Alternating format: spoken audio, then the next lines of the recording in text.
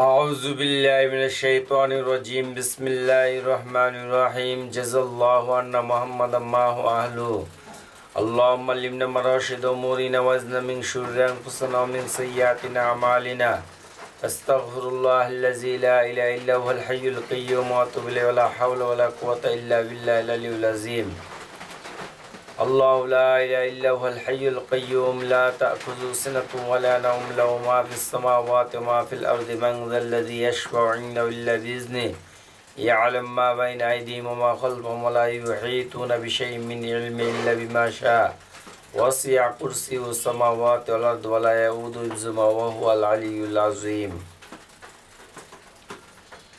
جزا الله عنا محمدا ما هو أهله আসসালামু আলাইকুম রহমতুল্লাহি বারাকাতু। আমি কয়েকদিন পর আবার লাইভে আসলাম। আল্লাহ সুবহানাহু ওয়া তাআলার অশেষ মেহেরবানি যে আল্লাহ সুবহানাহু ওয়া তাআলা আমাকে কথা বলার মতন তৌফিক দান করছেন। সমস্ত প্রশংসা এবং বড়াই ওই আল্লাহ সুবহানাহু ওয়া তাআলার যে আল্লাহ সুবহানাহু ওয়া তাআলা আমাকে কথা বলার মতন তৌফিক দান করছেন।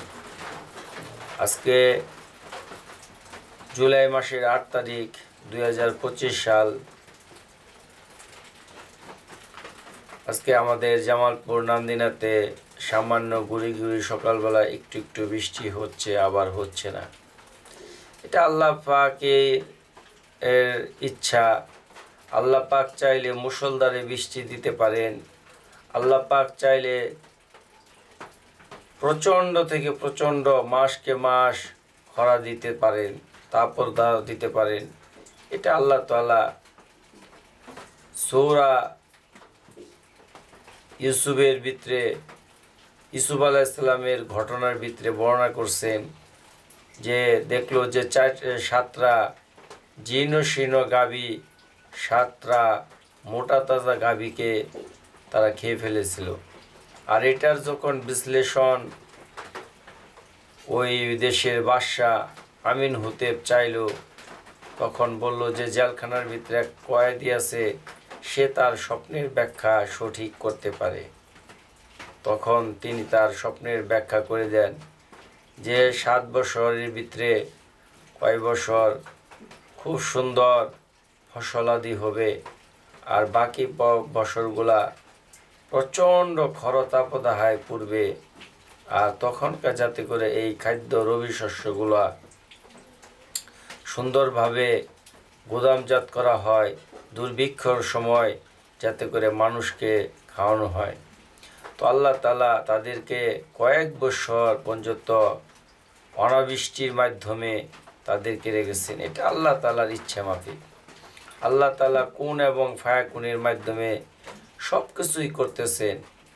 যা কিছু পৃথিবীর জমিনে ঘটতেছেন সব কিছু আল্লাহ তাআলা পরিকল্পনা মাফিক। এখানে বিন্দুমাত্র সন্দেহ লেশমাত্রও নাই। আল্লাহ তাআলা বারবার বলেন ইয়াখলুকু মা ইয়াশা, আমি যা ইচ্ছা তাই করি, আমি যা ইচ্ছা তাই করি, আমি যা ইচ্ছা তাই করি। সেই কারণে আসমানের মালিক আল্লাহ তাআলা, জমিনের মালিক আল্লাহ তাআলা, আল্লাহ তাআলা 18,000 কুল কায়নাতের সমস্ত কিছুর মালিক আল্লাহ তাআলা, ফেরেশতার মালিক আল্লাহ তাআলা, জিন জাতির মালিক আল্লাহ তাআলা এবং মানুষ জাতির মালিক আল্লাহ তাআলা। আল্লাহ চায় যাকে চায় তাকে হেদায়েত দান করেন, যাকে চায় তাকে পথভ্রষ্টতা দান করেন। এটা আল্লাহ তাআলার ইচ্ছা এবং এখতিয়ারভুক্ত। এখানে কারো কোনো চৌচারা করার মতন কোনো শব্দ নাই। কেউ এখানে চৌচারা করতে পারবে না। সেই জন্য আল্লাহ সুবহানাহু ওয়া তাআলা যাকে যেভাবে রাখছে সেই অবস্থার ভিতরে আলহামদুলিল্লাহ বলি।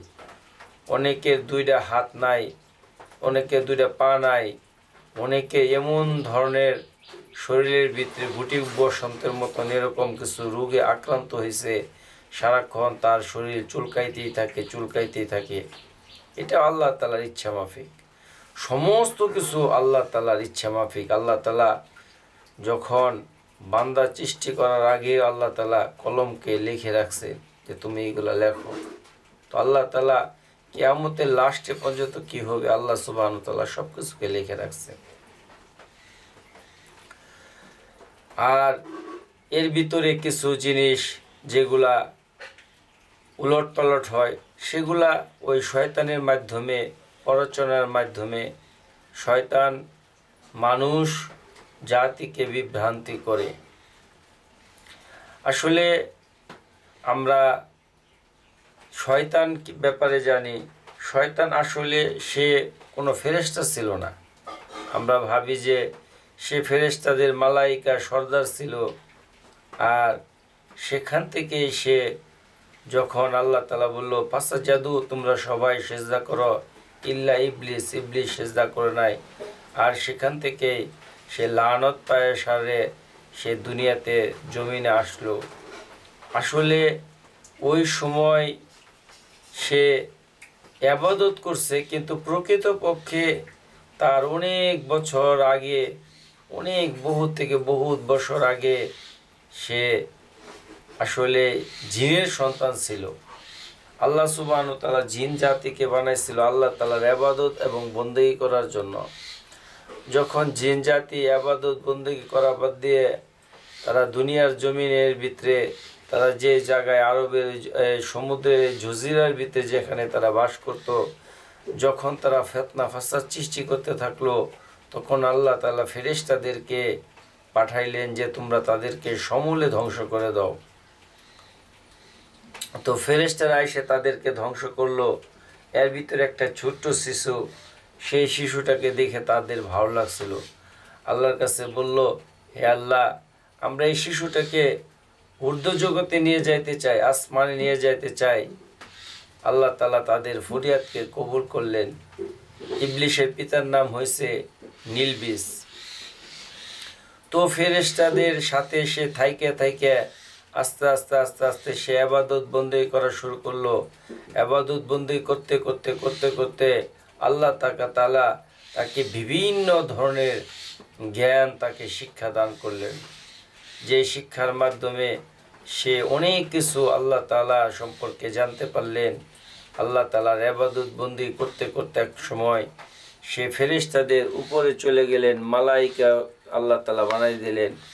তাকে আল্লাহ সুবহানাহু ওয়া তাআলা ফেরেশতাদের সর্দার বানিয়ে দিলেন। সে আজাজিল রূপে ভূষিত হইল। সেই জন্য আমরা মহান ওই রব্বুল আলামিনের দরবারে শুকরিয়া আদায় করব যে আল্লাহ সুবহানাহু ওয়া তাআলা আমাকে, আল্লাহ তাআলা শয়তানের হাত থেকে আমাদেরকে বাঁচাক। কারণ দুনিয়ার জমিনে যত রকমের ফিতনা ফাসাদ সংগঠিত হইতেছে, এটা শয়তানেরই একটি পলিসি। সে বিভিন্নভাবে পলিসি এখতিয়ার করে, কখনো বদ সুরতে করে, কখনো নেক সুরতে করে, বিভিন্নভাবে সে মানুষকে ধোঁকা দেয়। তার ধোঁকা দেওয়াটা এটা একটা কাজ। কারণ সে আল্লাহ তাআলার সাথে ওয়াদাবদ্ধ হয়েছে, আল্লাহ তাআলার সাথে ওয়াদা কমিটমেন্ট করছে। সে নবী মুহাম্মদ সাল্লাল্লাহু আলাইহি ওয়াসাল্লামের উম্মত থেকে নিয়ে আদম আলাইহিস সালামের উম্মত, শীস আলাইহিস সালামের উম্মত, কাউকে সে জান্নাতে যাইতে দিবে না। এই জন্য সে প্রতিজ্ঞাবদ্ধ হয়েছিল। সেই জন্য আমরা সর্ব অবস্থায় কোন কাজটা ভালো, কোন কাজটা মন্দ, কোন কাজটা করলে আমি আল্লাহ তাআলার কাছে জবাবদিহিতার আওতায় আমাকে আনতে হবে, আমার আকল এবং জ্ঞান এবং তমিজ, এটাকে আমি ফারাক করব। ফারাক কইরে আমি এখান থেকে যেটা ভালো সেটাকেই গ্রহণ করব। আমি আজকে যত রকম টাকা পয়সা, অর্থ সম্পদ যা কিছু কামাই করি না কেন, যদি এটা আল্লাহ তাআলার ইচ্ছা এবং আল্লাহ তাআলার মনসা, আল্লাহ তাআলা যেরকম চায় এরকম যদি না হয়, তাহলে আল্লাহ তাআলার কাছে আমাকে পাকড়াও হইতে হবে। এই ব্যাপারে আমাকে পুরাপুরি জিজ্ঞাসিত করতে হবে। এই ব্যাপারে আল্লাহ তাআলার সামনে আমাকে এক চুল পরিমাণ ছাড় দেওয়া হবে না। এইটার নাম হইতেছে ঈমান বিল গায়েব। এটা অদৃশ্য একটা শক্তিকে বিশ্বাস করা। অদৃশ্য একটা শক্তিকে যখন আমি বিশ্বাস করব, তখন আমার দ্বারা কোনো ধরনের মন্দ কাজ হবে না। এবং যারাই আজকে দুনিয়ার জন্য, অর্থের জন্য আমরা আজকে পাগল হয়ে যেতেছি, কিন্তু এক সময় দেখা যাব এই অর্থই আমার হয়তো কাল হিতে বিপরীত হবে, এই অর্থই আমার জন্য মুসিবত ডেকে নিয়ে আসবে। হয়তো বিভিন্ন রকমভাবে আল্লাহ তাআলা মুসিবত ডেকে নিয়ে যেতে পারে। সেই জন্য আমরা ডাল ভাত খাই, যাই খাই না কেন, প্রতিটা মুহূর্ত আল্লাহ তাআলার কে স্মরণ করব এবং আল্লাহ তাআলার যে সমস্ত বিধিনিষেধ আছে আমরা এই বিধিনিষেধকে মানার জন্য চেষ্টা করব। সেই জন্য প্রতি মুহূর্ত শয়তান আমাদেরকে ধোঁকা দিতেছে। আমি বুঝি আর না বুঝি, একটা সেকেন্ডের জন্য, একটা মুহূর্তের জন্য শয়তান সে রেস্ট নেয় না, একটা মুহূর্তের জন্য না। মানুষ যদিও 8 ঘন্টা ঘুমায়, যদি 8 ঘন্টার ঘুম না হয় শারীরিকভাবে সে অসুস্থ হয়ে যায়। যখন মানুষ ঘুমায়, ঘুমের মাধ্যমে তার শরীরটা রিফাইরিং হয়, আর সে মানে পরবর্তী সময়টা সে কাজ করার জন্য তার একটা ভালো সুযোগ তৈরি হয়। সেই জন্য আল্লাহ সুবহানাহু ওয়া তাআলা আমাদেরকে যে রেস্ট নেওয়ার মতন সুযোগ দিছে, কিন্তু অন্যান্য যারা আছে শয়তানদেরকে, যারা ডেভিল ইবলিশ, তাদের কোনো রেস্ট নাই, তারা প্রতি মুহূর্তই তারা ধুকে দিতেছে। আমাদের এইদিকে আজকে এখন সকাল হয়তো সম্ভবত 9টা 10টা 11টা বাজতেছে, আবার ঠিক রাত্রে আমেরিকাতে, Mexico, Brazil, Argentina, Peru, Uruguay, Chile, Barbados, এই সমস্ত রাষ্ট্রে এখন হয়তো রাতের 12টা। তারা বিভিন্ন রকম আমোদ ফুর্তি, বারে মদ খাইতেছে, ড্যান্স করতেছে, তারপরে কি করে কয় সমকামিতায় তারা আনন্দ ফুর্তি করতেছে, কেউ সেক্সুয়ালি বিভিন্নভাবে বিভিন্ন রকমের গ্রুপ সেক্স করতেছে, এনজয়ের ভিতরে তারা মত্ত আছে। তো শয়তান ওখানে চলে গেছে, তারা আবার ওখানে যায়, সেরে তাদেরকে ধোঁকা দিতেছে, ওইদিকে রাত হয়ে গেছে। এরকমভাবে শয়তান একটা সেই জন্য শয়তান সময় চাইছে আল্লাহর কাছে যে আমাকে এমন সময় দেবা আমি চোখের পলকে পৃথিবীর এই প্রান্ত থেকে ওই প্রান্তে আমি চলে যেতে পারি। তাহলে শয়তানের গতি, রকেটের গতি, এই যে চায়না যে সুপারসনিক যে রকেটটা তৈরি করছে ঘন্টায়, বা বিমানটা তৈরি করছে ঘন্টায় 3000 মাইল, আর এটা সেকেন্ডে সে পৃথিবীর চক্কর দিতে পারে। তাহলে তার গতি কতটুকু? আমরা যত প্রযুক্তি বানাই না কেন, যদি সেকেন্ডে 1 লক্ষ মাইল বেগেও যদি আমরা যদি রকেট চালাই, তারপরে পৃথিবীর শেষ কিনারা আমরা খুঁজে পাবো না। কারণ কি? কারণ এই যে ক্ষমতাটা, এই ক্ষমতাটা শয়তানকে আল্লাহ সুবহানাহু ওয়া তাআলা যে ক্ষমতা দিছে, এই ক্ষমতার সামনে নিতান্তই দুর্বল। জিবরাইল আলাইহিস সালামকে আল্লাহ তাআলা 600টা ডানা দিছে, 600 ডানা, আর 2টা ডানা দিয়ে তিনি আল্লাহ তাআলা তাকে যখন ওহী নাজিল করতো নবী মুহাম্মদ সাল্লাল্লাহু আলাইহি সাল্লামের উপর, তখন 2টা দানা তিনি ঝাপটা মাইরে সে দুনিয়ার জমিনে আসতো, আর 2টা ডানা দিয়ে সে সারা 7 আসমান জমিনকে সে ডাইকে ফেলা দিতে পারত। এখন যদি এই প্রথম জমিনের থেকে, দুনিয়া থেকে প্রথম আসমানের দূরত্বটা যদি মাপা হয়, সেকেন্ডে 1,86,000 মাইল বেগে আলোর গতি, আলোর গতিও যদি মিলিয়ন ট্রিলিয়ন বছর বেগে যদি আজকে নাসা থেকে নিয়ে সারা ওয়ার্ল্ডের সমস্ত প্রযুক্তি এক হয়ে গেল, সব ভাই ভাই হয়ে গেল গা, যত প্রযুক্তিবিদ আছে সারা ওয়ার্ল্ডের, একবারে বাংলাদেশ থেকে নিয়ে, কেনিয়া, সুদান থেকে নিয়ে, একবারে নাসার বিজ্ঞানী, আমেরিকা এবং আর উন্নত রাশিয়া, চায়নার বিজ্ঞানী, ওরাও যদি রকেট চালাইতে থাকে কিয়ামত পর্যন্ত, তারপরেও তারা সেকেন্ডে 1,86,000 মাইল বেগে রকেট চালায়, তাও প্রথম আসমানের সন্ধান তারা পাবে না। আল্লাহ তাআলা কত দূরে এটাকে রেখে দিয়েছে, এটা মানুষের সাধ্যের ভিতরে নাই। কিন্তু ইবলিস শয়তান চোখের পলকে সে আল্লাহ তাআলা আরশে আজিম পর্যন্ত চলে যেতে পারে। তার আল্লাহ তাআলা এত পাওয়ার দিছে, তো সে সারা দুনিয়া সে সফর করতেছে, চোখের পলকে সে ভ্যানিশ হয়ে যাইতেছে। এই শয়তান প্রতি মুহূর্তে বান্দাকে ধোঁকা দিতেছে জাহান্নামের জন্য, নিয়ে যাওয়ার জন্য। সে নেক্সট সুরাতে ধোঁকা দিতেছে, বৎসুরতে ধোঁকা দিতেছে, কাউকে ইরিটেট বানায় ধোঁকা দিতেছে, কাউকে ড্রাগ এডিক্টেড খাওয়ায় ধোঁকা দিতেছে, কাউকে মানে হট মেজাজ করায় ধোঁকা দিতেছে। মানে তার কাজই হইতেছে ধোঁকা দেওয়া, তার কাজই হইতেছে এটা একটা, তার একটা প্রফেশনাল একটা বিজনেস, তার কাজ হইতেছে ধোঁকা দেওয়া, এটা একটা তার একটা বিজনেস, এটা একটা তার চাকরি, এটা একটা তার ডিউটি। সেই জন্য আমাদেরকে বুঝতে হবে যে আল্লাহ সুবহানাহু ওয়া তাআলা আমাদেরকে দুনিয়ার ভিতরে পাঠাইছে একমাত্র আল্লাহ সুবহানাহু ওয়া তাআলার ইবাদত করার জন্য, অন্য কারো ইবাদত করার জন্য না, অন্য কারো ইবাদত করার জন্য না।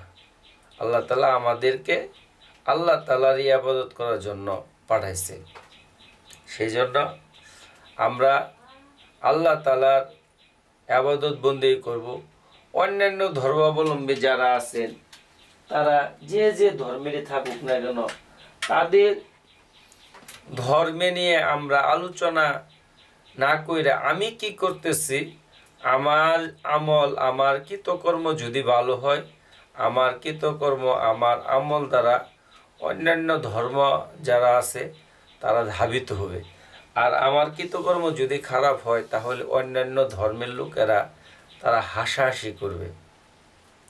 সেই জন্য আমাদেরকে আগে আগে আল্লাহ তাআলা বলছেন কু আনফুসকুন, আগে নিজেকে হেদায়েত প্রাপ্ত হইতেছে, নিজেকে আগে পরিশুদ্ধ হওয়ার তো হইতে বলছে। আগে নিজে আমি আসলে কি, এটা একমাত্র আল্লাহ তাআলাই ভালো জানে। এখন আল্লাহ তাআলা, আমি যতই নিজেকে ভালো দাবি করি, প্রকৃতপক্ষে আল্লাহ তাআলাই জানেন যে আমি আসলে কতটুকু ভালো, কতটুকু মন্দ, কতটুকু ধোঁকাবাজ, কতটুকু পরহেজগার, কতটুকু মুত্তাকি, এটা একমাত্র আল্লাহ সুবহানাহু ওয়া তাআলা জানেন। সেই জন্য আমরা সবসময় আল্লাহ তাআলার উপর পরিপূর্ণ তাওয়াক্কুল এবং ভরসা করব, এবং আল্লাহ তাআলা কুন এবং ফায়াকুনের মাধ্যমে সব কিছু করেন। আল্লাহ তাআলা যা কিছু চায় তাই কিছু করেন। আল্লাহ তাআলা চোখের পলকে পাহাড়কে, পর্বতকে ধসাই দিতে পারেন। চোখের পলকে আল্লাহ তাআলা সমুদ্র, মহাসমুদ্রের পানিকে শুকাই নিতে পারেন। এটা আল্লাহ তাআলা পারেন।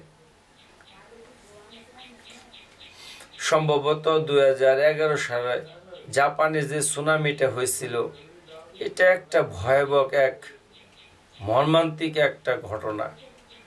1991 সালে বাংলাদেশের যে ঘূর্ণিঝড়টা হয়েছে, চট্টগ্রামের ওই সমুদ্র পার, ওখান থেকে হাটহাজারী, নাজিরহাট, এদিকে কোনো গাছপালা ছিল না, এরকম এক সিচুয়েশন হয়েছিল। তো আল্লাহ তাআলা সব কিছু পারেন, আল্লাহ তাআলা সব কিছুর মালিক।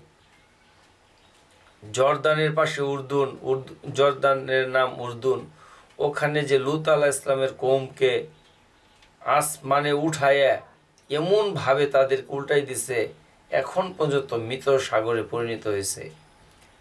আল্লাহ তাআলা সব কিছু পারেন, আল্লাহ তাআলার সাধ্যের বাইরে কোনো কিছুই নাই। মানুষ যত কিছুই বলুক, সমস্ত কিছু আল্লাহ তাআলার হুকুমের উপর নির্ভরশীল। মানুষ বলে 12 হাত ভাঙ্গে 13 হাত বেশি, আসলে এই যে কথাটা বলে, এই কথাটা সম্পূর্ণই ভুল। এটা বলে যে মানুষ কয় সূর্যটা নাকি 13 লক্ষ গুণ বড়। তো 13 লক্ষ গুণ যদি বড় হয়, পৃথিবী যদি একটু হয়, তাহলে ওর ভিতরে আবার এই 12 হাত ভাঙ্গির ভিতরে আবার 13 হাত বেশি কীভাবে হয়? আসলে মানুষের বুঝার ভুল। সূর্যটা এটা একটা গ্রহ, পৃথিবী এটা একটা গ্রহ, এরকমভাবে বুধ, শুক্র, শনি এরকম অনেকগুলো গ্রহ আছে। এগুলা সবই শূন্যের ভিতরে ভাসমান, সবই নিজ নিজ কক্ষপথে তারা ঘুরতেছে। আল্লাহ তাআলা নিজেই বলছে, ওয়াশ-শামসি ওয়াল কামারি বিহুসবান, সূর্য এবং চন্দ্র তাদের নিজস্ব কক্ষপথে তারা কি করতেছে? বিচরণ করতেছে, তারা ধাবিত হইতেছে। একটা সূর্য যে পরিমাণ বড়, একে ঘুরাইতে যে পরিমাণ জ্বালানির খরচ হয়, প্রতিদিন যদি এই জ্বালানির হিসাব করা হয়, সারা ওয়ার্ল্ডের ভিতরে যে পরিমাণ এই বিদ্যুৎ উৎপন্ন হইতেছে পারমাণবিক বিদ্যুৎ চুল্লির মাধ্যমে অথবা ডিজেল চালিত যে সমস্ত কি করে কয় বিদ্যুৎ কেন্দ্রগুলো আছে, অথবা গ্যাস চালিত বিদ্যুৎ কেন্দ্রগুলো আছে, অথবা পানির দ্বারা বাতাসের মাধ্যমে যে বিদ্যুৎ উৎপন্ন হয়, সারা দুনিয়ার সমস্ত পাওয়ার প্ল্যান্টের বিদ্যুৎ একত্রিত করলে একটা সেকেন্ড সূর্যকে যে চালাইতেছে, একটা সেকেন্ড চলবে না।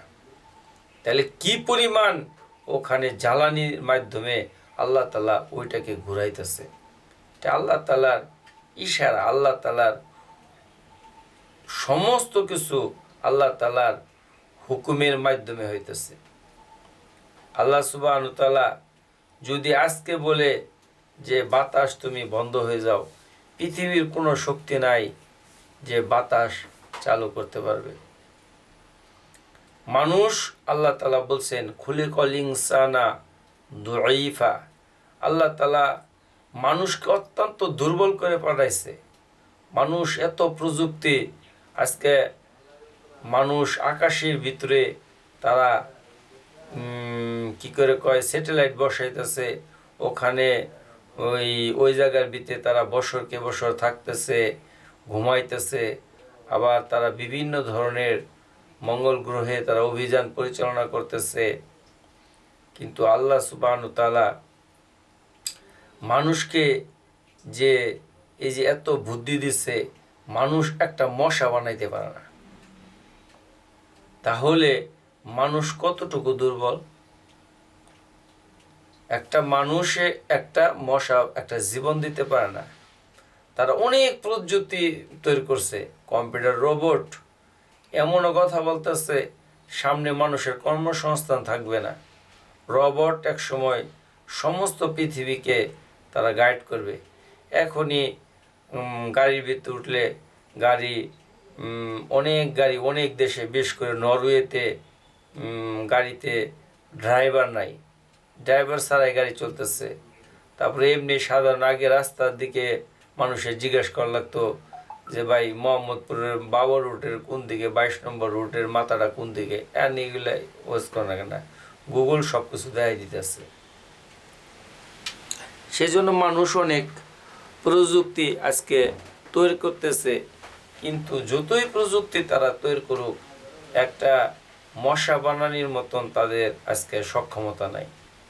মানুষ তারা মৃত্যুটাকে জয় করতে চাইতেছে, কিন্তু আল্লাহ তাআলা কোনোভাবেই মৃত্যুকে মানুষ জয় করতে পারবে না। হ্যাঁ, মৃত্যুকে সংরক্ষণ করা যায়। আপনার লাশটাকে একটা সংস্থা তৈরি হয়েছে, 100 বছর, 200 বছর, 300 বছর পর্যন্ত তারা ফ্রিজিং এমন কিছু কেমিক্যাল দিয়ে রেখে দিবে। তাদের পরিবার, তাদের নাতি, তাদের নাই নাতি পর্যন্ত দেখতে চায়, তাহলে ওই কোম্পানির কাছে গেলে তারা ওইটাকে খুলে দেখাই দিতে পারবে। তারাও মারা যাবে, তাদের এই কোম্পানি চলতে থাকবে। কিন্তু মানুষ মানুষ যে দুনিয়ার জীবনে আজীবন বেঁচে থাকবে, এই গ্যারেন্টি আল্লাহ তাআলা, এই হায়াত আল্লাহ তাআলা বান্দাকে দেয় নাই। আল্লাহ তাআলা বলছেন যে কুল্লু নাফসিন যায়কাতুল মউত, সমস্ত জীবেরই মৃত্যুর স্বাদ গ্রহণ করতে হবে। এভরি অ্যানিমেল ইজ মর্টাল, প্রত্যেক প্রাণী মৃত্যুবরণ করবে।